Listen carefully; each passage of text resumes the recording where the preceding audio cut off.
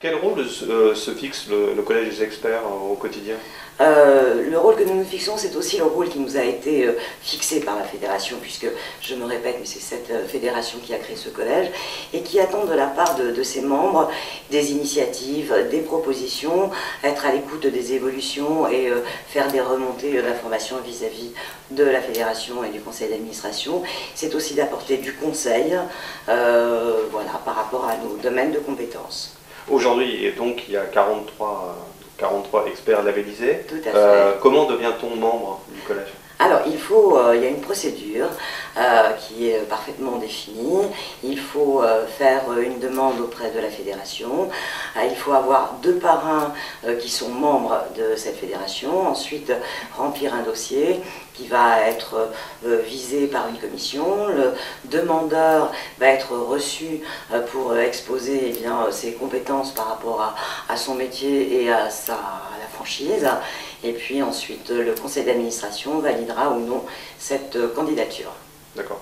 Si je veux trouver ou contacter un membre du Collège des experts, qu'est-ce que je dois faire? Rien de plus simple, en s'adressant à la fédération, en allant sur le site internet de la fédération, en consultant le guide, et puis on retrouve aussi souvent les experts dans des revues comme ou sur le site par exemple prochainement de l'Observatoire de la franchise. Autre corde à votre arc, les relations presse et tout ce qui est communication, est-ce que vous pouvez nous en dire un peu plus sur cette activité? La communication, c'est fondamental pour un réseau, pour un jeune réseau, parce qu'il a besoin de développer sa notoriété pour ensuite aller chercher ses futurs partenaires franchisés. Un réseau mature a aussi besoin d'entretenir sa notoriété, donc l'activité de l'agence, ce sont des relations presse, c'est-à-dire principalement aller vers les journalistes, de leur donner de la matière afin de leur donner envie de parler de ces réseaux en les connaissant mieux. C'est une grosse partie de l'activité de l'agence.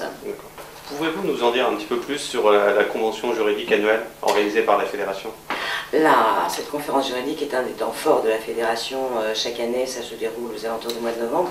Et les experts juristes et avocats en sont totalement partie prenante, puisque c'est un de nos experts avocats qui anime cette journée et qui fait un gros travail avec le juriste de la fédération. C'est une journée qui est très prisée parce qu'elle est très haut de gamme et très pointue au niveau des sujets qui sont évoqués, les cas de jurisprudence de l'année, l'évolution de la législation, tout en étant très facile d'accès. Donc c'est réservé aux membres de la fédération, principalement aux juristes, mais aussi à d'autres collaborateurs qui veulent en savoir un petit peu plus sur justement la législation fondamentale de la franchise et ses évolutions.